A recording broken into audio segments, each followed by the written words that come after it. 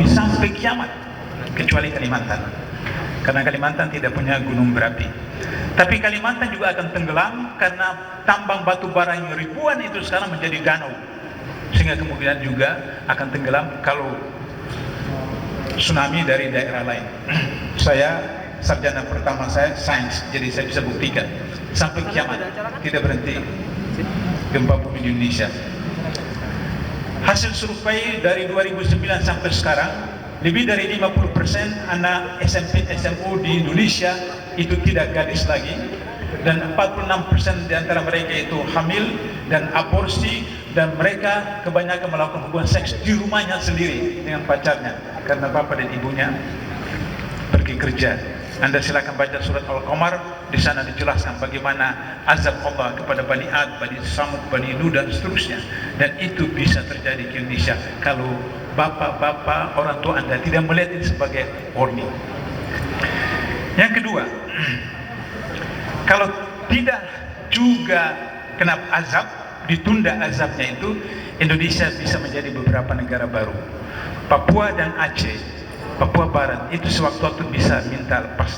Kalau tidak kita atasi ini dengan betul-betul, Aceh dan Papua Barat bisa lepas. Namanya saja Nanggro Aceh Darussalam. Tahu arti Nanggro? Negara. Jadi negara Aceh Darussalam. Di dalam negara Indonesia ada negara Aceh Darussalam. Jadi orang Jakarta itu dibodohin sama orang Aceh, sehingga kemudian ada negara Aceh Darussalam. Jadi kalau pemerintah pusat tidak pandai-pandai mengantisipasi Aceh, Papua Barat, bisa lepas.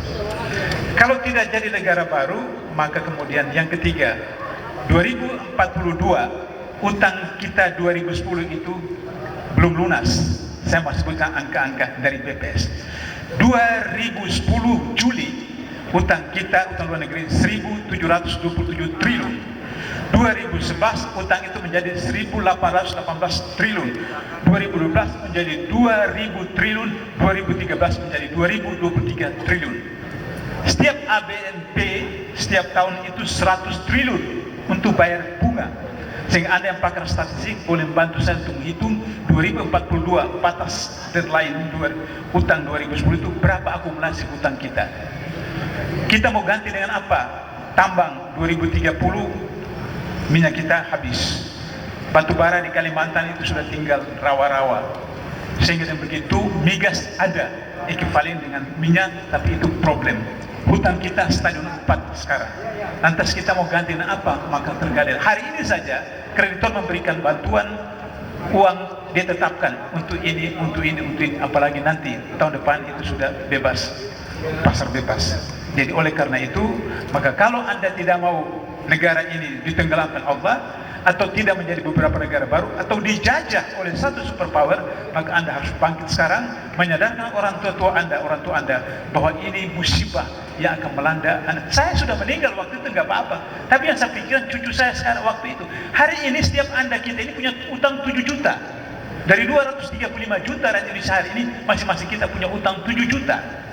Tapi kalau 2041 berapa? Cucu saya harus menanggung. Saya sudah meninggal, gak ada problem. Tapi cucu saya, karena itulah saya mau turun gunung sekarang ini sampai Juli. Bagaimana untuk menyelamatkan bangsa dan negara itu, agar supaya memilih presiden, wakil presiden yang benar dan tepat. Terima kasih. Baik, terima kasih. Langsung dilanjut aja Pak Anies. Ya, yang tadi sudah dijawab Bang Dullah. Yang kedua aja yang saya ingin komentarin tadi. Bagaimana dengan partai? Disebutkan Partai Demokrat. Saya rasa peristiwa yang terjadi korupsi-korupsi ini nggak monopoli satu partai. Tadi Bang Dullah sebutkan jumlah terbanyaknya siapa Bang Dullah sekarang di KPK? Partai apa? Golkar paling banyak. Berapa kasus kira-kira? 40. Yang kedua PDIP 27 kasus. Kemudian ketiga Demokrat 17. Hanya beritanya paling banyak Demokrat. Tapi kalau ukurannya, jumlahnya, kasusnya, maksud saya begini, kalau Anda mau menunggu sampai semua partai bersih baru terlibat, Anda sedang mencoba menjadi pemimpin upacara.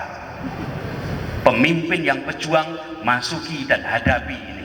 Bukan menunggu semua bersih, baru Anda mau upacara. Loh, kenyataannya di mana-mana ini praktek korupsi. Justru menurut saya sekarang di situ letak perjuangannya. Di situ bedanya. Anda menjadi pemimpin upacara atau pemimpin perjuangan. Kalau Anda menjadi pemimpin upacara, tunggu sampai semua bersih. Semoga Anda masih hidup menyaksikan semua bersih. Tapi kalau kita mau berjuang, hadapi. Dan di situ kemudian saya pilih untuk hadapi. Tidak sekedar menunggu sampai semua bersih. Kalau ada yang berperkara, ya tinggal dihukum saja. Jadi tadi ketika dapat pertanyaan misalnya, bagaimana dengan orang yang lelah melihat keadaan? Saya malah ingin jawab, sejak kapan kita jadi bangsa yang putus asa? Sejak kapan kita jadi bangsa putus asa? Saya berikan analogi. Pagi tadi saya semir sepatu itu. Saya semir sepatu. Jumatan ini jejer di situ, terinjak-injak sepatu saya. Kotor lagi, Mas. Oke? Saya semir lagi nanti, Mas. Tapi haruskah tadi pagi saya katakan saya capek semir sepatu, toh siang nanti kotor lagi, nggak usah disemir? Itu putus asa. Saya pilih untuk semir, dan kalau ada masalah semir lagi, perbaiki lagi, bersihkan lagi. Di situ namanya sebuah perjuangan. Dan Republik ini isinya orang-orang pejuang yang harus berpikir, mari kita 5 tahun sekali bersihkan wajah Indonesia kita. Jangan pernah patah. Jadi 5 tahun sekali kita punya kesempatan membersihkan. Yang jadi masalah adalah 5 tahun sekali ada kesempatan membersihkan, lalu kita pilih diam dan berkeluh kesah. Jangan Anda nanti malu di mata sejarawan karena Anda tidak berbuat apa-apa hari ini. Jadi itu saya justru malah mengatakan bagi mereka yang sudahlah patah dengan situasi, jangan Anda patah dengan situasi.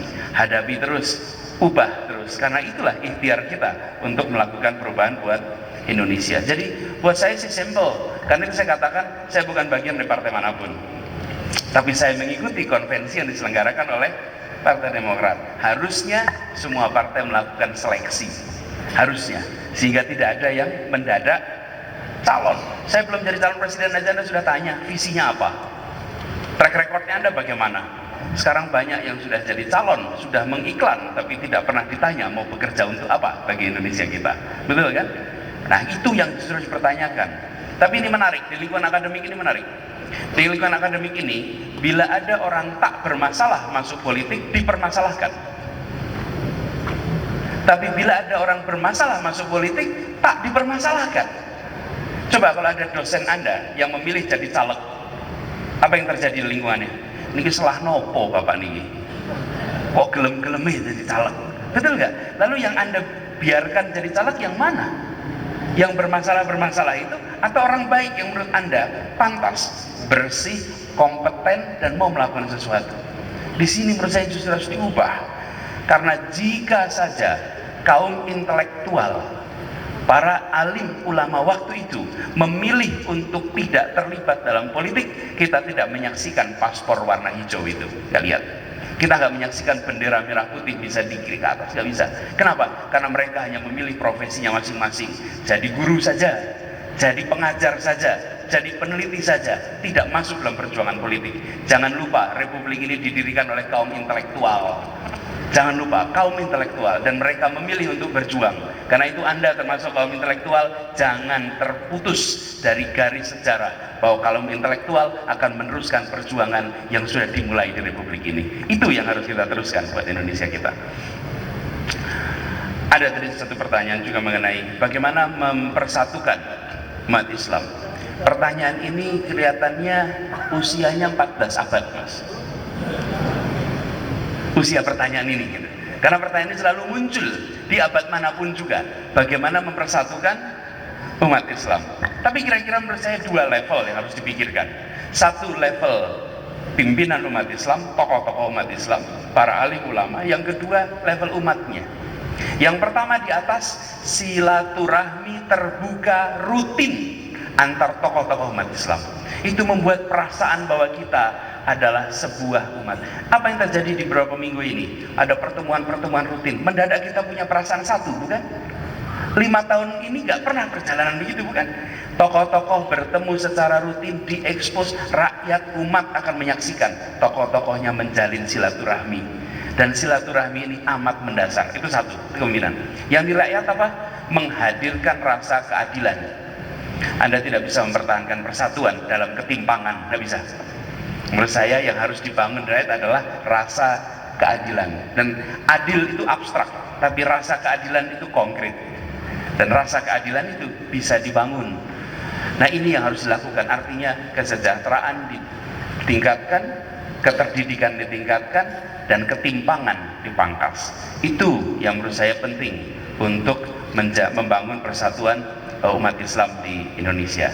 Nah, mudah-mudahan di gelanggang ini, karena buat saya kembali ke gelanggang ini ya kembali ke tempat saya beraktivitas. Ini di belakang-belakang sana ini senior-senior saya ini menonton sambil menilai adiknya ini di belakang ini. Bang Zul, ada Mas Gofar, Mas Julianto, Mas Bastian, Indra Bastian, mana lagi Jarot. Ini semua adalah teman-teman senior, kan? Tampilannya sih masih junior, ini. Tapi mereka sebetulnya senior saya ini.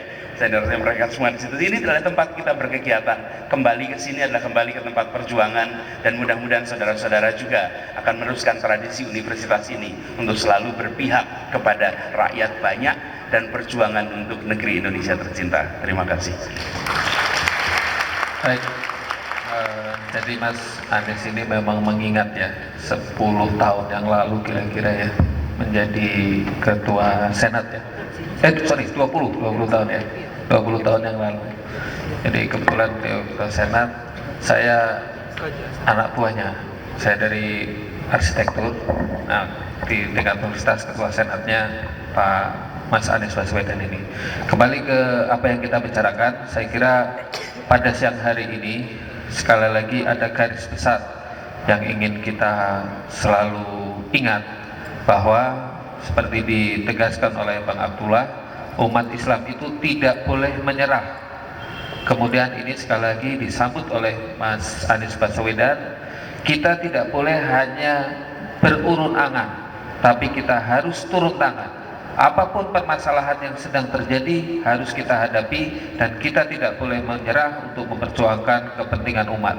Di dalam konteks ini kita yang hadir di sini hanya bisa mengawal.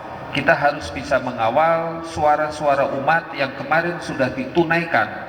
Umat sudah menjalankan kewajiban konstitusionalnya mengikuti pemilihan legislatif, dan suaranya sudah diberikan kepada partai politik, terutama kepada partai-partai politik berbasis Islam. Semoga suara yang sudah diberikan oleh umat ini tidak sia-sia. Semoga suara ini bisa menjadi dasar buat kebangkitan umat Islam di Indonesia untuk juga memberikan manfaat kepada Indonesia yang lebih baik.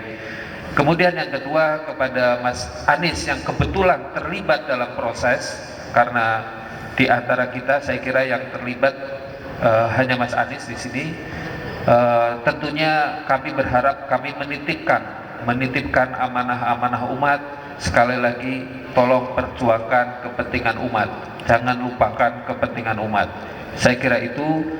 Di sini juga kalau kita melihat yang hadir ada Pak Dr. Sukamta, saya kira dia juga akan menjadi perwakilan dari daerah istimewa Yogyakarta, karena dari pemberitaan beliau menjadi satu yang terpilih menjadi anggota Dewan Perwakilan Rakyat RI mewakili daerah istimewa Yogyakarta. Kepada beliau-beliau inilah kita menitipkan aspirasi. Sekali lagi, semoga suara umat ini bisa digunakan untuk kesejahteraan umat di masa yang akan datang. Saya kira itu saja dari kami. Selanjutnya saya serahkan kepada Pak Musli.